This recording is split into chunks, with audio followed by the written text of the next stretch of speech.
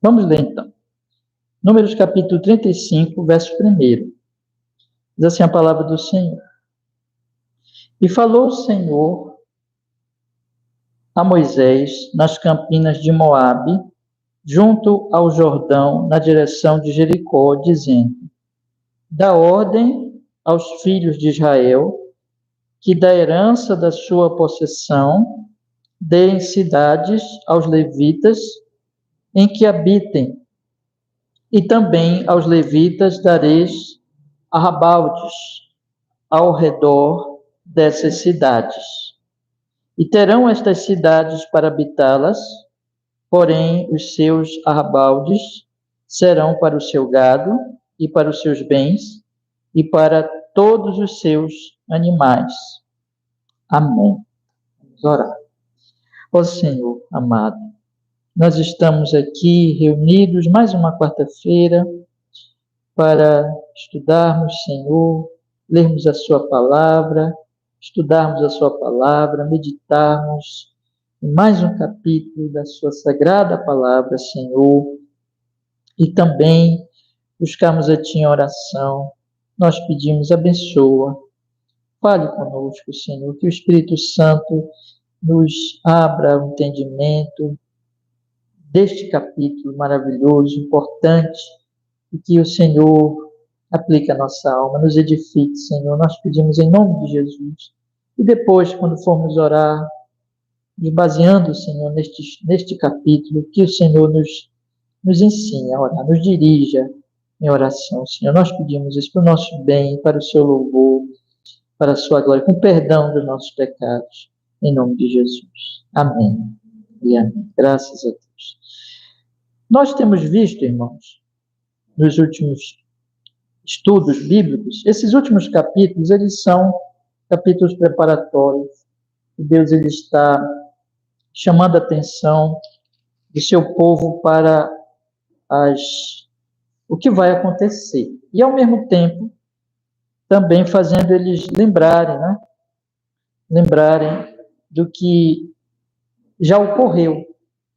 Teve a questão da lembrança das jornadas, desde o Egito, e de algumas recomendações que o Senhor deu sobre os povos, para eles expulsarem os povos. E vimos também que Deus, nosso Senhor, deu para eles os limites da terra, e disse para eles quem deveria distribuir aquela terra. E antes disso, nós vimos as tribos solicitarem a terra já aquém do Jordão. Então, o que nós temos aqui? Nós temos a preparação do Senhor para o seu povo entrar na terra. O povo ainda não tinha entrado na terra, mas já estão quase para entrar na terra. É só atravessar o Jordão e eles, então, vão tomar posse da terra. E nós vimos também, meus irmãos, inclusive, que Deus já determinou que Moisés não vai entrar na terra.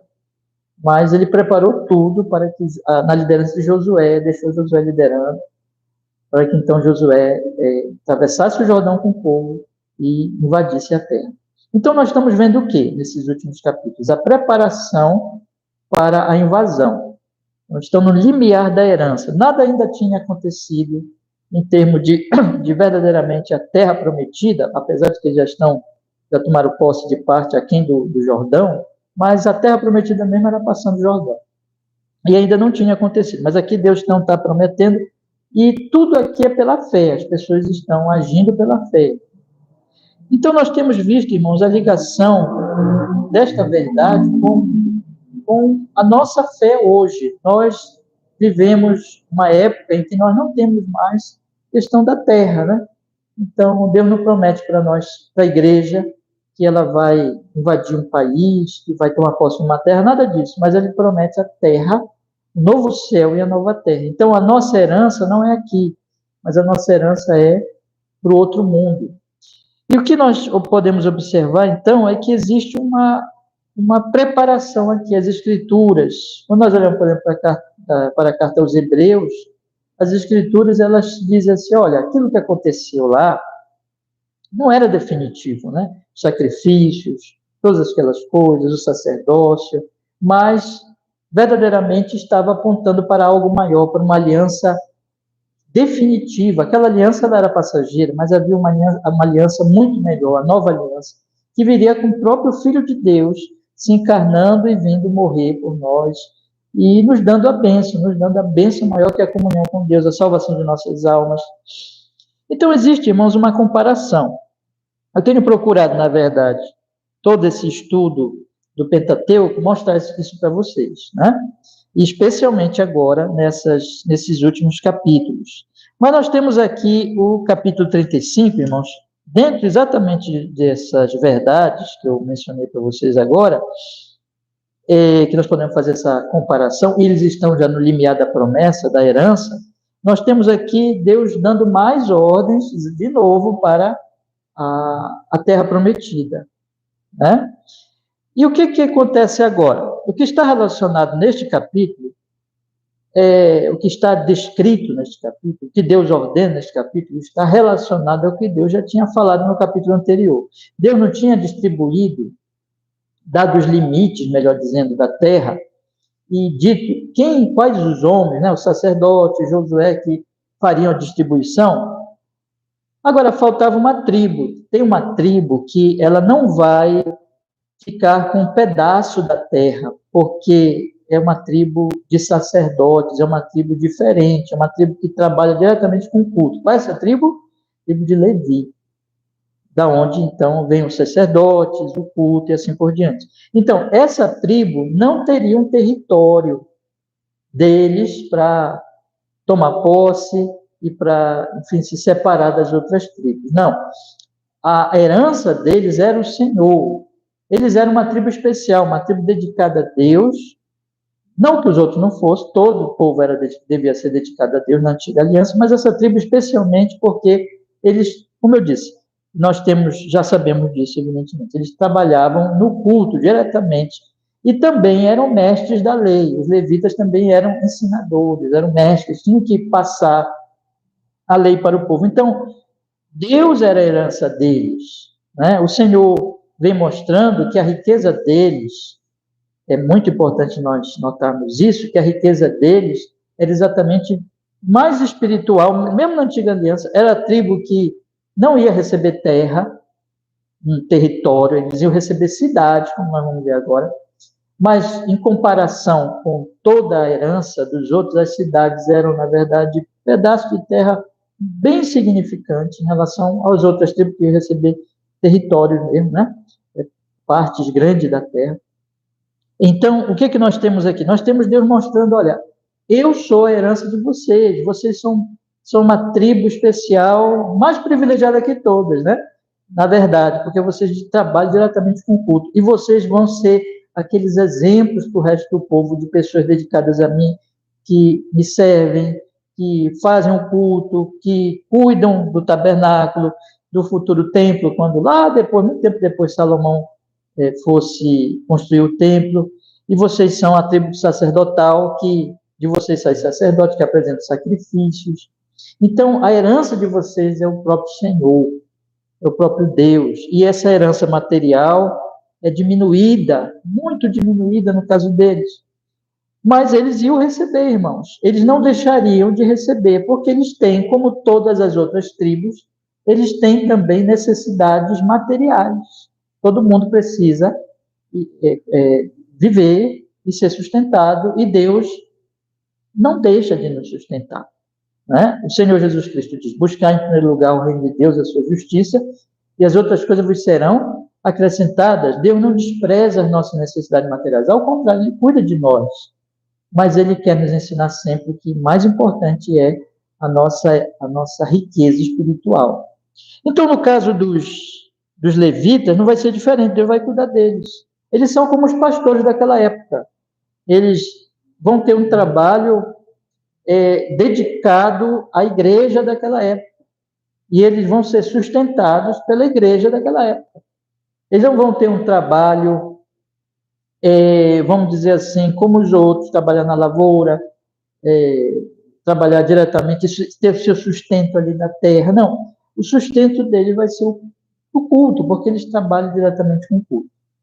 Então, meus irmãos, eles vão receber cidades E essas cidades, elas vão estar distribuídas, conforme nós vamos ver aqui no texto, distribuídas por todas as tribos. Então, cada tribo, proporcionalmente ao seu tamanho, vai dar das suas cidades uma parte das cidades para a tribo de Levi, os levitas, de maneira que eles vão ser distribuídos ali. Então, a Bíblia aqui, o Senhor, mais uma vez, de forma muito organizada, que, aliás, eu até destaquei para vocês que Deus é muito organizado, né? Então, de forma bem organizada, Deus vai instituir essas cidades, número de cidades, para os levitas, dentre todas as tribos de Israel. Então, eles vão ficar espalhados, não vão ter um lugar só deles, vão ficar espalhados por todas as tribos. Em segundo lugar, esse capítulo, ele trata também, relacionado aos levitas novamente, da questão dos homicídios, do que deveria ser feito com alguém que matou uma outra pessoa, né?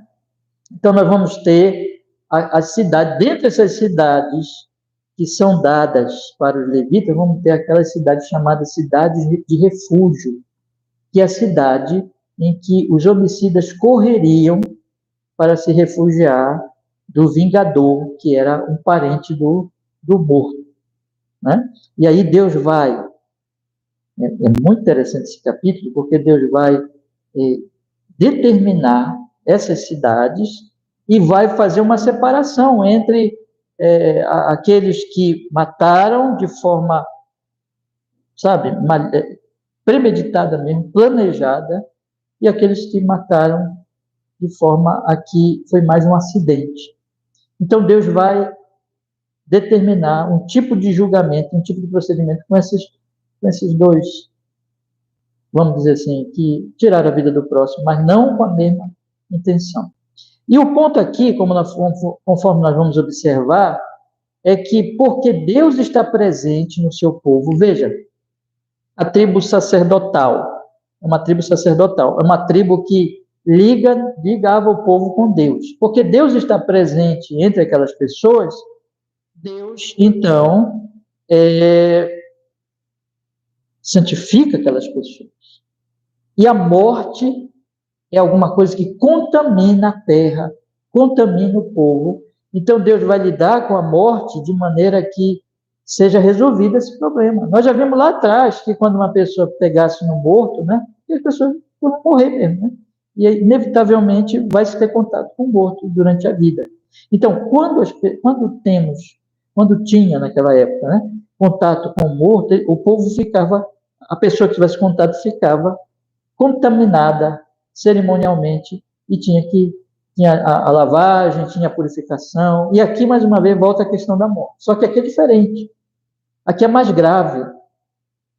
Porque morrer, todo mundo vai morrer, mas a questão aqui é que era uma morte, não era simplesmente uma morte, era um assassinato.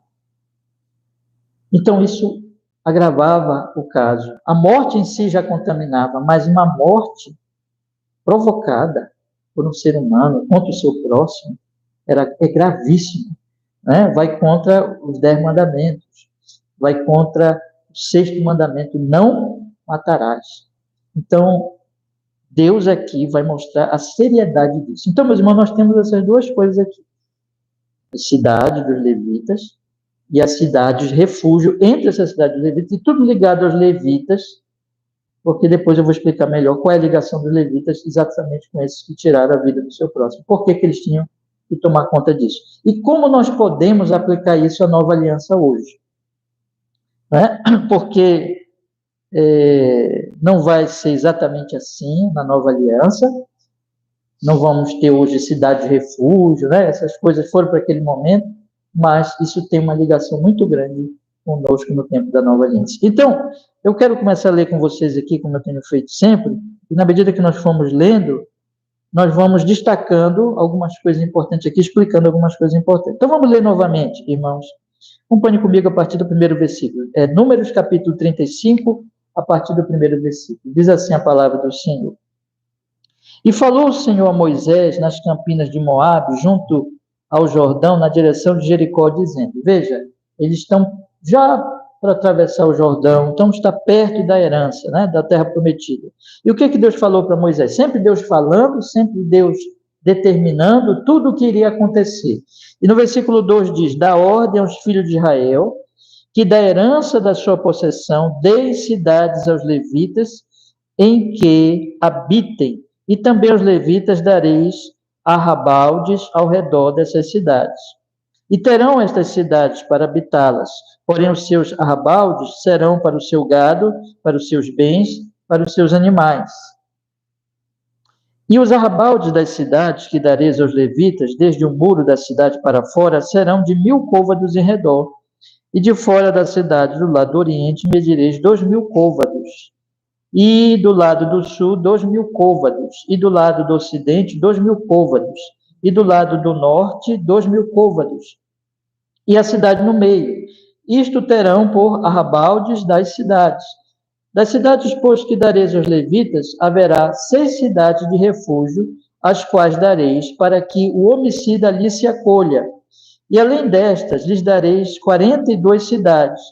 Todas as cidades que dareis aos levitas serão 48 cidades, juntamente com seus arrabaldes. Quanto às cidades que derdes da herança dos filhos de Israel, do que tiver muito, tomareis muito, e do que tiver pouco, tomareis pouco. Cada um dará as suas cidades aos levitas, segundo a herança que herdar. Então, nós temos aqui tudo organizadinho, irmão. Deus dizendo assim: olha, o que vocês vão fazer? Vocês vão pegar da cidade de vocês e vão dar a essa tribo que não vai ter um território, mas ela vai ter estas cidades. Eles vão habitar nessas cidades, versículo 2. E os seus arrabaldes, que são os terrenos, né, em volta delas, eles também serão deles, e eles terão esta cidade para habitá-las, porém, os seus arrabaldes será para o gado deles e para os seus bens. Então, eles teriam a sua habitação e teriam em volta, a chamada arrabalde, né? Que seriam aquela parte, e Deus dá a medida aqui exatamente para os animais. E diz o texto, meus irmãos, que essas cidades, dentre essas cidades, Deus dá aqui os limites, tudo correto, direitinho, tudo bem definido, e dessas cidades, eles iriam tirar 6 cidades de refúgio, as quais já menciona aqui, mas na segunda parte do capítulo vai explicar melhor, 6 cidades de refúgio para que o homicida ali se acolha, e além destas lhe darei 42 cidades. Então, total, versículo 7, 48 cidades. O ponto importante aqui, que eu quero destacar, irmãos, é que essa tribo estaria distribuída entre todas as outras tribos. Por quê? Tem um motivo que eu já falei para vocês, que a herança deles era Deus, o próprio Deus, e eles viviam dedicados a Deus. O interesse deles não era como as outras tribos. A terra, o trabalho deles tinha a ver com o culto, com a lei, com o ensino da lei ao povo e com o cuidado do culto. Então, a herança deles era, vamos dizer assim, o próprio Deus. Não que as outras não deveriam se dedicar a Deus, mas eles eram uma tribo especial. E Deus os colocou como exemplo de pessoas que vivem realmente para Deus.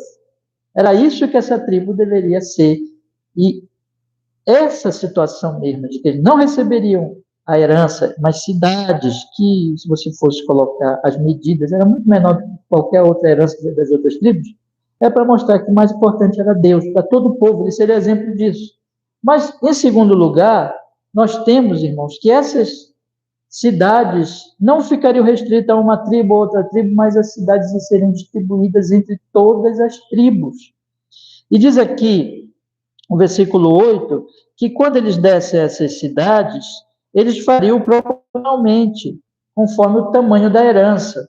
Então, tomareis muito do que tiver, muito, né? Então, versículo 8 diz assim: quantas cidades que derdes da herança do filho de Israel, do que tiver muito, tomareis muito, do que tiver pouco, tomareis pouco. Cada um dará das suas cidades aos levitas, segundo a herança que herdar. Então, todas as tribos dariam cidades para essa tribo especial dos levitas, mas proporcionalmente ao seu tamanho.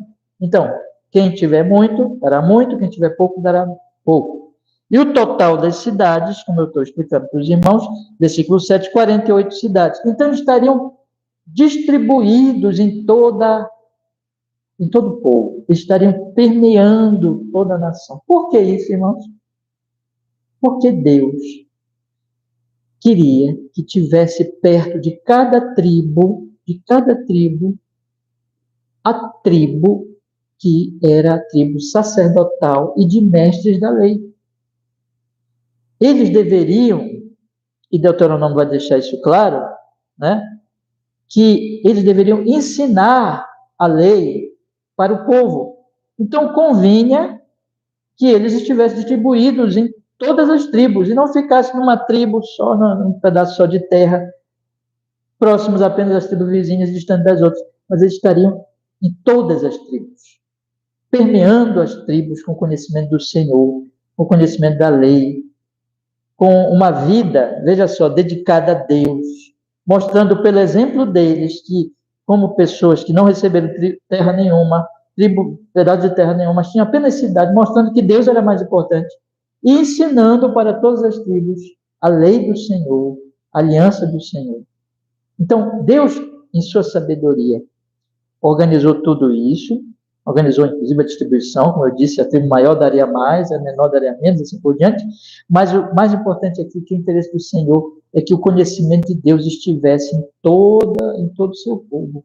Veja a importância de Deus aqui, o que Deus está falando para nós, que o mais importante que terra, que saúde, que família, que todas as coisas que são boas, que são coisas daqui dessa vida, o mais importante é o conhecimento de Deus. O mais importante é conhecermos ao Senhor. Então, por isso, Deus estava distribuindo a sua tribo especial, a tribo de Levi, a tribo do culto, a tribo da lei, por todo Israel. Não é interessante isso? Né? Agora, meus irmãos, é importante também nós observarmos que era dessa tribo que surgiria a cidade, a chamada cidade refúgio. O versículo 6 diz que das cidades que dareis aos levitas, haverá 6 cidades de refúgio, as quais dareis para que o homicida ali se acolha, e além destas lhes dareis 42 cidades. Aqui entramos numa questão delicadíssima, que é o homicídio, que é tirar a vida do próximo. Delicada pela própria natureza do caso, né? Terrível quando uma pessoa morre. Quando uma pessoa não morre, como nós dizemos, né, de causas naturais, ou até mesmo de um acidente, em termos de alguma calamidade natural, por exemplo, está acontecendo agora esse terrível furacão, né, lá nos Estados Unidos, e nós devemos orar por aquelas pessoas, orar por irmãos nossos que estão ali naquela região. E pode acontecer uma morte por causas dessas tragédias naturais. Isso, como é que eu posso dizer assim? Isso é alguma coisa que é mais, nós até aceitamos mais do que quando nós pensamos numa morte que vem de um assassinato, de alguém que tirou a vida do seu próximo. Então, isso em si mesmo já é algo terrível, irmãos. Isso gera naturalmente um sentimento de vingança, não é verdade? Um sentimento de revolta. Geral. Mas também, mais ainda, daqueles que são próximos ao que foi morto, a família do morto. Então, isso gera, meus irmãos, um sentimento muito forte de ódio, de vingança, de desejo de matar aquele que matou o ente querido. Então, para que essas cidades existem? E por que elas são chamadas refúgio? Porque, meus irmãos, exatamente esse sentimento de vingança e essa revolta da família e uma revolta popular, ela não pode ser deixada solta, mas ela tem que ser controlada e ordenada pela justiça. Pela justiça. Então, a Bíblia, por exemplo, proíbe claramente a justiça com as próprias mãos. Tá? Existe aqui o vingador, que é um familiar, mas isso não é o mesmo que justiça com as próprias mãos, porque esse vingador que vai aplicar aqui a pena de morte, né? Que a Bíblia não é contrária à pena de morte, então a pena de morte está no Antigo Testamento, também está no Novo Testamento, mas eu nem vou tratar desse assunto agora, da questão de pena de morte, mas, veja, ele vai aplicar a justiça, mas ele vai aplicar a justiça dentro de uma ordem legal daquilo que Deus institui para ser feita a justiça. E ser feita a justiça, o que envolve, meus irmãos? Envolve o seguinte: por que aconteceu essa morte? Tem que se fazer uma pergunta aqui, mais básica de todas. Essa morte foi intencional ou essa morte foi um acidente? Não é isso? Então tem que ser feita essa pergunta mais básica. Essa morte foi um propósito? Este homem, este homicida, ele odiava a pessoa e ele matou essa pessoa exatamente planejando fazer isso? Ou foi involuntário? Ou foi alguma coisa que não foi da vontade dele, não foi determinada por ele? Então, se for deixada simplesmente vingança, revolta popular, não vai ter esse questionamento. E é isso que é justiça com as próprias mãos, que a Bíblia proíbe. Vocês sabem, né, irmãos, essas situações que nós já vimos ou já ouvimos falar, todo mundo já ouviu falar em algum momento, ou já viu mesmo, de população pegar um criminoso, amarrar, bater, e às vezes matar mesmo. Irmãos, isso é injustiça, porque isso não vem ordenado pela justiça, pela ordem, mas é simplesmente uma revolta, uma emoção de vingança que não observa a justiça. O que aconteceu? Primeiro, se aquele realmente é o homicida, o assassino, por que aconteceu, como aconteceu aquelas coisas. Então, é um ponto que nós estamos observando aqui, que eu quero chamar a atenção dos meus irmãos. A Bíblia é cheia de sabedoria, e a palavra de Deus está colocando isso aqui para nós. Tá? E um outro ponto aqui é que os levitas, irmãos, eles eram um povo... O que eu estou dizendo para vocês? Que os levitas, eles eram um povo dedicado a Deus e a toda a nação, como representantes de Deus. E são eles exatamente que vão, das suas cidades, que vão existir essas cidades chamadas cidades refúgio, ou cidade de refúgio. É um refúgio para o homicida, porque ele precisa desse refúgio. Queria que vocês guardassem isso, e depois a gente vai pensar em Cristo Jesus, né?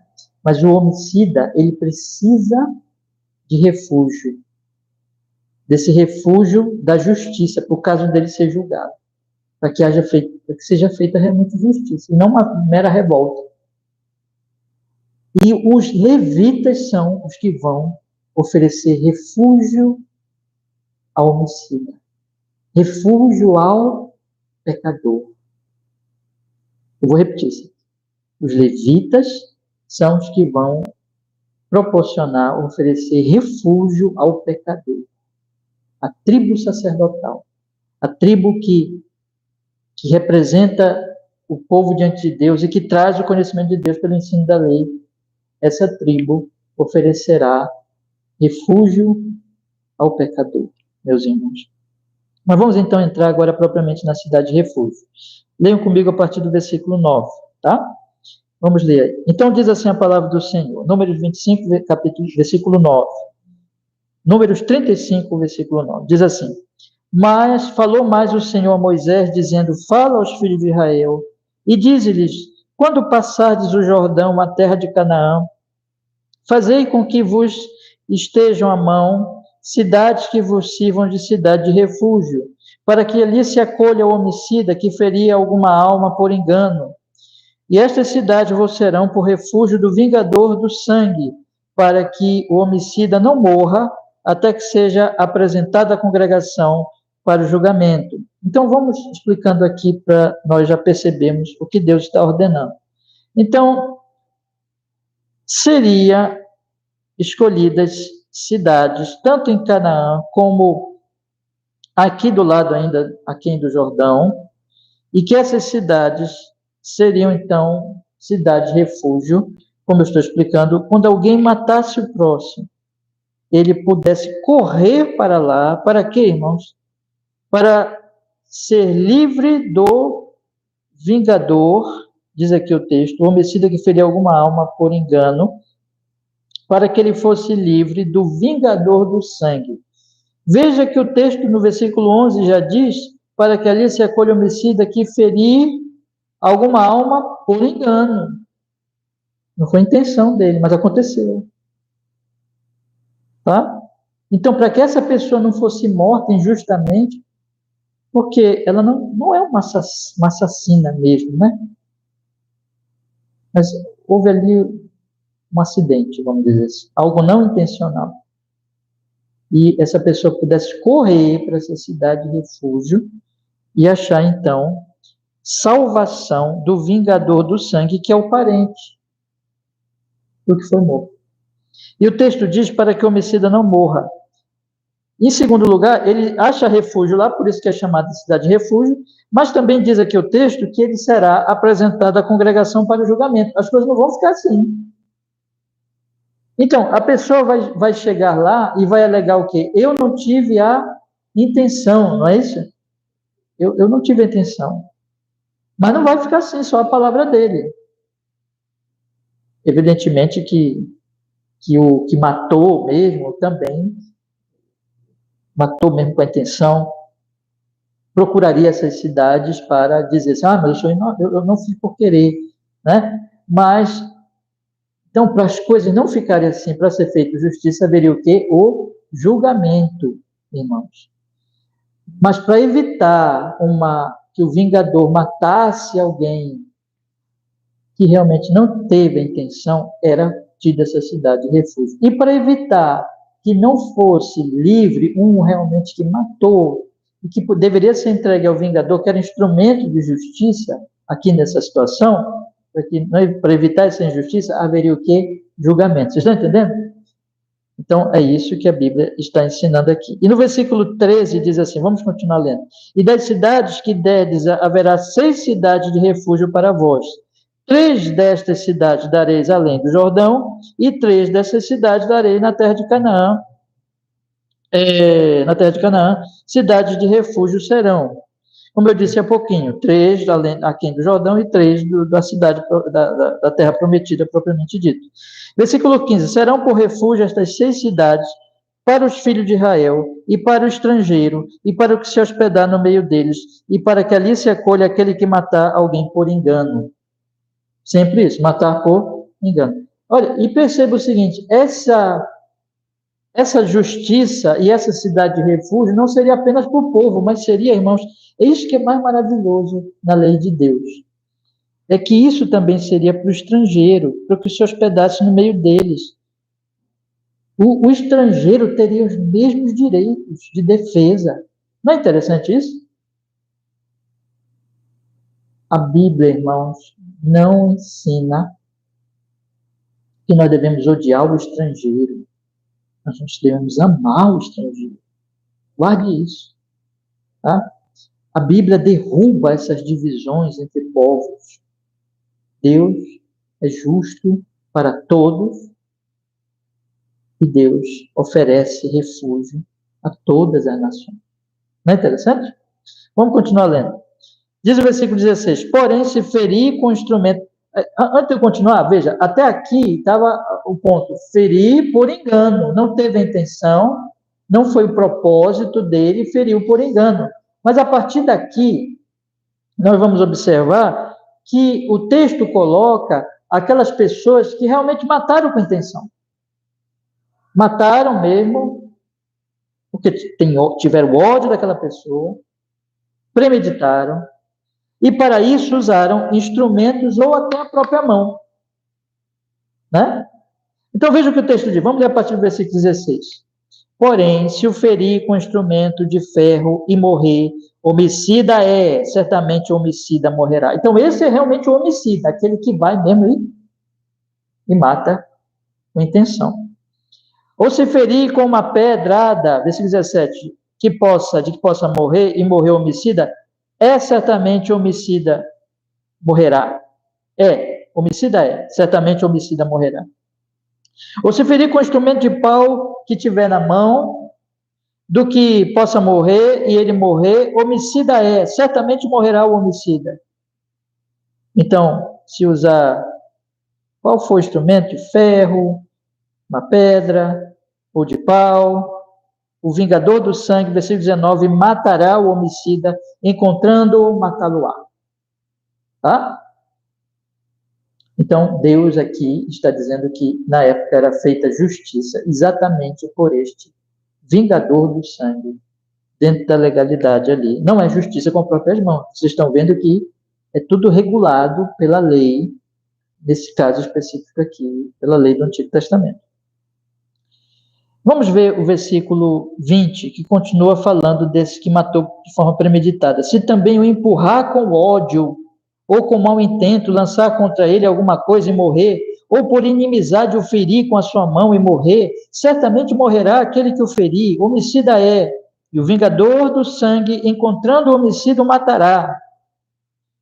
Então apresenta aqui casos que a pessoa fez para matar mesmo, várias situações. E o texto continua, porém, se empurrar subitamente, sem inimizade. Agora, outra situação sem intenção. Ou contra ele lançar algum instrumento sem intenção.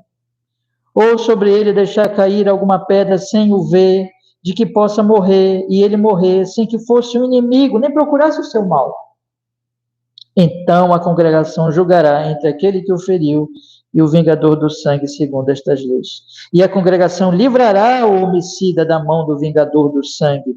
E a congregação o fará voltar à cidade do seu refúgio, onde se tinha acolhido, e ali ficará até a morte do sumo sacerdote, a quem ungiram com o santo óleo. Então haverá o julgamento. Esses que não mataram com intenção, não tinham intenção, mas aconteceu. Foi involuntário, até podemos dizer mesmo, um acidente. Seja qual for o instrumento, e aconteceu que a pessoa morreu, ele será julgado. Ele será trazido à congregação, terá um julgamento, onde participarão os anciãos, os líderes, né? E haverá um julgamento entre o vingador e o homicida. E se ouvirá testemunhos, conforme nós vamos ver daqui a pouquinho, testemunhos serão ouvidos, evidências serão avaliadas, e tudo. E então se decidirá. Tendo sido sem a intenção, ele voltará para a cidade de refúgio, né? E ficará lá, como diz o texto, até que morra o sumo sacerdote, a quem ungiram com santo óleo, versículo 25, aqui é muito importante nós percebermos isso. Ele terá que ficar nessa cidade do refúgio, esse que matou sem intenção. Que matou com intenção, é dado a ele, é dado ao vingador do sangue, o vingador o matará, como a pena de morte dentro da lei ali do Antigo Testamento. Tá entendendo? Mas aquele que não matou com intenção, então, a congregação, no julgamento, vai livrar o homicida, que não tinha intenção, foi um acidente. E ele vai ficar na cidade de refúgio, e ele vai ficar lá até a morte do sumo sacerdote.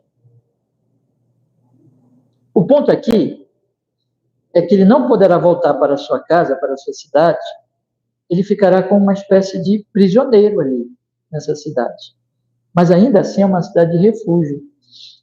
Ele não voltará até que morra o sumo sacerdote. Então, irmãos, eu queria que vocês guardassem isso, tá? Olha, a tribo de Levi oferece refúgio para esse pecador,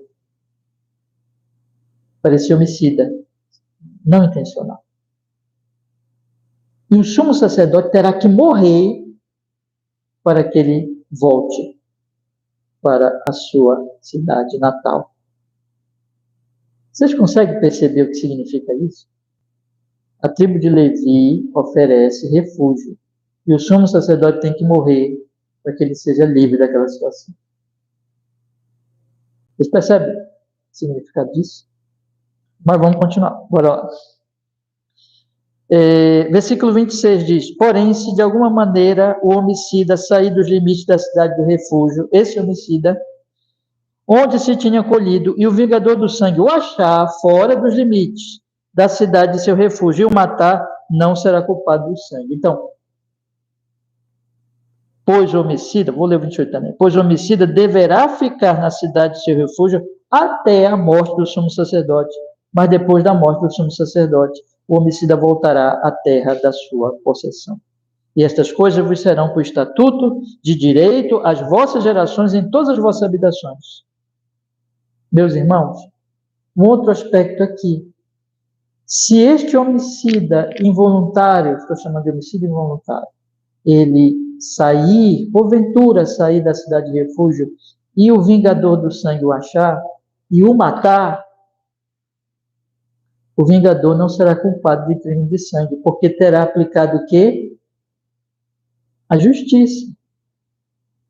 Aqui nesse caso nós podemos observar o seguinte, veja, irmãos, veja os princípios que estão aqui.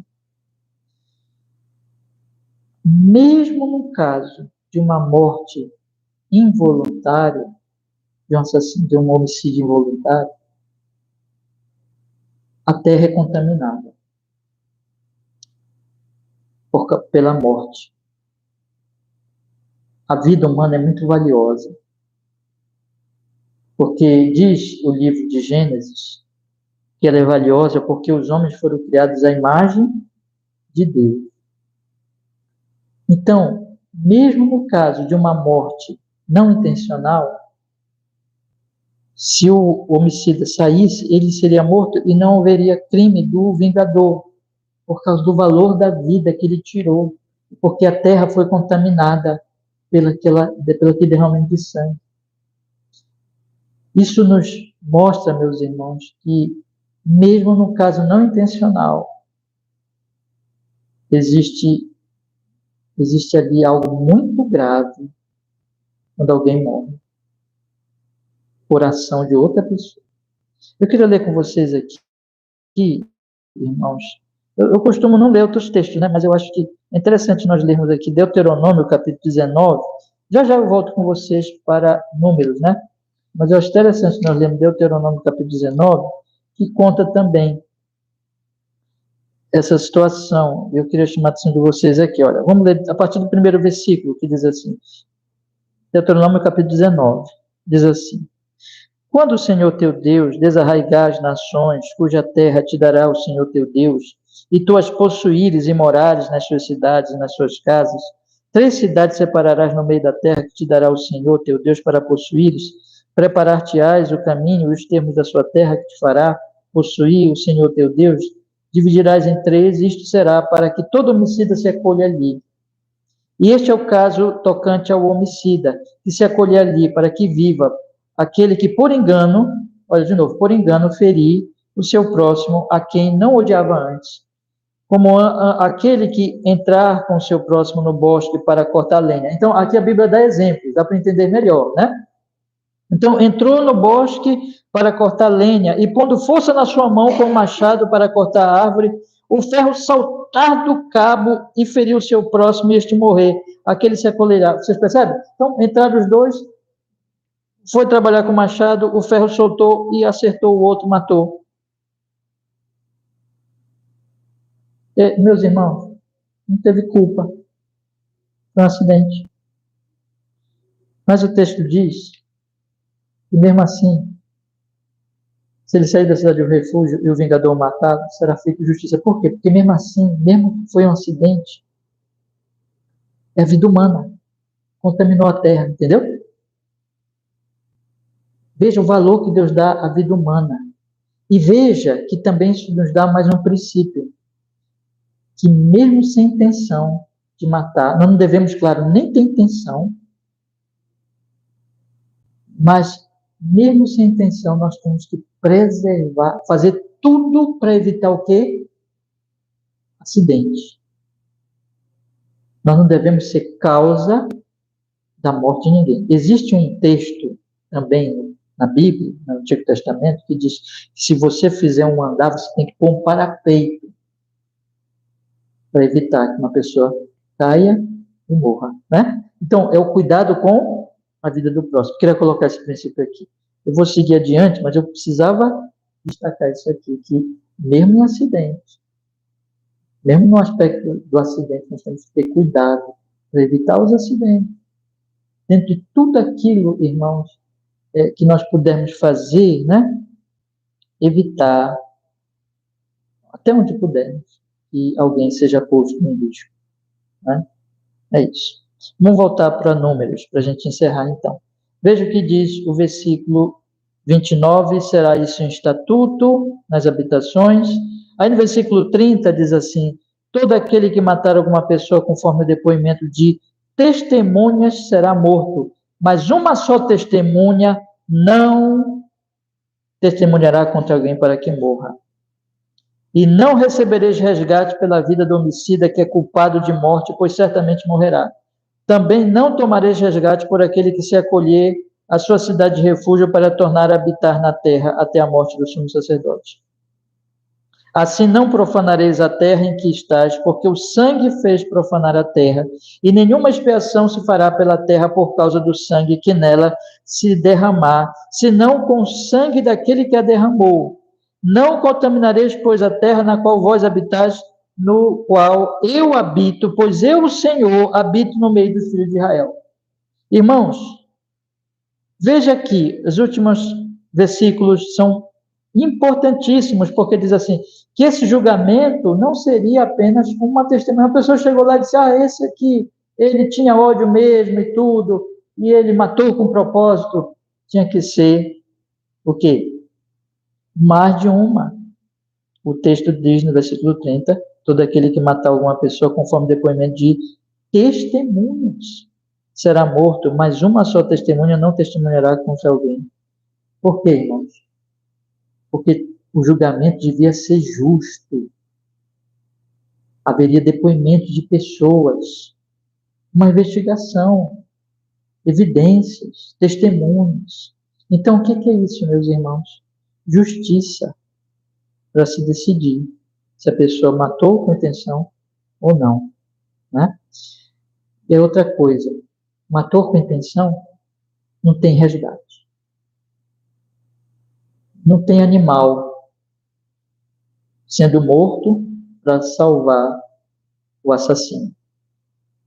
Ele tem que morrer. Não tem resgate. E mesmo, irmãos, para o que matou sem intenção, se sair, né, vai ser morto, diz aqui o versículo 32, também não tomareis resgate por aquele que acolher a sua cidade de refúgio para tornar a habitar na terra até a morte do sumo sacerdote. Aquele que era inocente não, mas que era um homicida involuntário e saiu da cidade para voltar para a cidade natal, também para ele não tem resgate. O vingador pode matá-lo. O que a Bíblia está falando aqui? Que só a morte do sumo sacerdote poderia trazer o resgate, purificar da morte de um ser humano que foi assassinado por alguém. Animal nenhum poderia fazer isso, devido ao valor da vida humana, mas também porque isso, irmãos, profanava a terra onde Deus habita. Eu quero ler de novo o 33 e o 34, porque esse é o ponto mais importante. Que o 33 diz assim, vamos observar. Assim não profanareis a terra em que estás, porque o sangue faz profanar a terra, e nenhuma expiação se fará pela terra por causa do sangue que nela derramar, senão o sangue daquele que o derramou. Só o sangue dele vai purificar a terra. Por quê, meus irmãos? Não contaminareis, pois, a terra na qual habitais, no meio do qual eu habito, pois eu, Senhor, habito no meio dos filhos de Israel. Por quê que a terra não pode ser profanada? Porque Deus está presente na terra. De maneira que o assassinato, o homicídio, ele profana a terra ao ponto de não pode ser feito resgate nenhum com o animal, a não ser a morte do homicida, ou a morte do sumo sacerdote. Eu queria encerrar, nós pensarmos na nova aliança, nós pensarmos na nossa realidade hoje, irmãos, tempos de Cristo, né, que Cristo já veio. Todos esses aspectos legais, de justiça, devem ser aplicados nos nossos dias hoje, né? Não que seja exatamente assim, mas de justiça, de testemunhas. Hoje tem muito mais, né? Tecnologia, impressão digital, todas essas coisas, né? Exame, DNA, tudo isso aí. Mas eu não quero entrar tanto nessa questão, irmão, mas eu quero pensar mais o seguinte. As cidades refúgio era a cidade dos levitas, porque os levitas eram o refúgio para os pecadores. E aquele que matou só seria livre com a morte do sumo sacerdote. Ou com a morte, no caso dele fosse culpado, com a morte dele. Isso aqui é um tipo de Cristo. Eu quero explicar para vocês agora. A cidade dos levitas é o refúgio. O nosso refúgio, nós que somos pecadores, para onde nós devemos correr, irmãos? Para a nossa cidade de refúgio. Qual é a nossa cidade de refúgio? Cristo. Que é o nosso quê? Sumo sacerdote. Como é que nós somos livres dos nossos pecados? Pela morte do nosso sumo sacerdote. Mas outra coisa, se o sumo sacerdote, ou o sumo sacerdote morre, ou o homicida morre. Isso também deve apontar o seguinte: o pecador paga por seus pecados eternamente no inferno, ou ele é salvo pelo sacrifício de Jesus. Vocês estão entendendo? Tudo isso está apontando, irmãos, para Jesus Cristo. Queria que nós guardássemos isso. Então, como nós devemos ser gratos? Porque nós todos, irmãos, somos como esses homicidas. Porque nós somos cheios de pecado, que odiávamos a Deus e odiávamos o nosso próximo. A Bíblia diz que nós quebramos o sexto mandamento até odiando no coração e dizendo uma palavra contra o nosso próximo. O pecado do assassinato começa onde? No coração, como o pecado do adultério. E Jesus morreu para nós sermos salvos.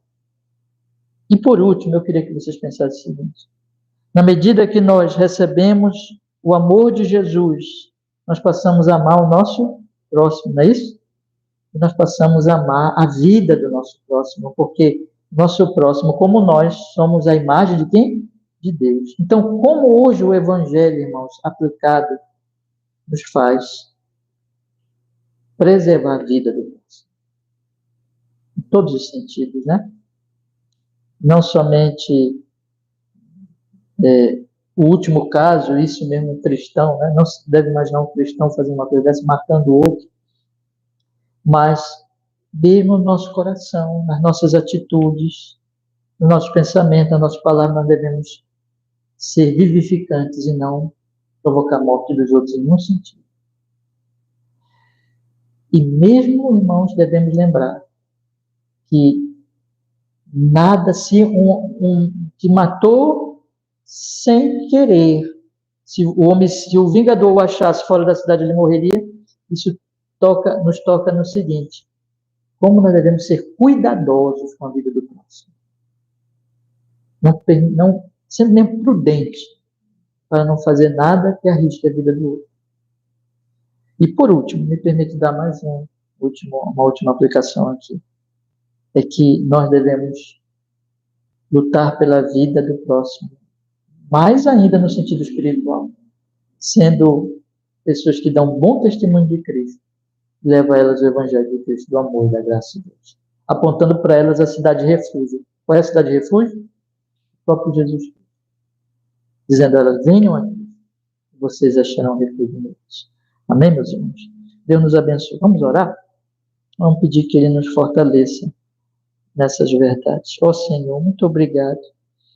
que nós podemos hoje meditar, Senhor, estudar este capítulo tão impressionante.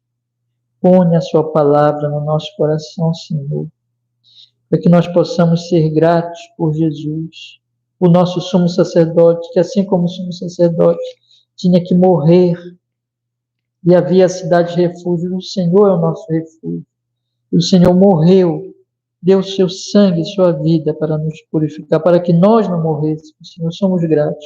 E nos faz, crendo em Ti, sermos cheios de amor ao próximo, amando a Ti, amando o próximo, amando a Ti, Senhor, e lutar e cuidar da vida do nosso próximo, física, mas também, especialmente, principalmente, a vida espiritual do nosso próximo. Nós sejamos instrumentos, Senhor, não da morte, mas da vida, do livramento, em nome de Jesus, como instrumentos da sua graça, em Cristo Jesus, no poder do seu Espírito Santo. Senhor, nos abençoa, fortaleça a nossa igreja assim, em nome de Jesus. Amém e amém.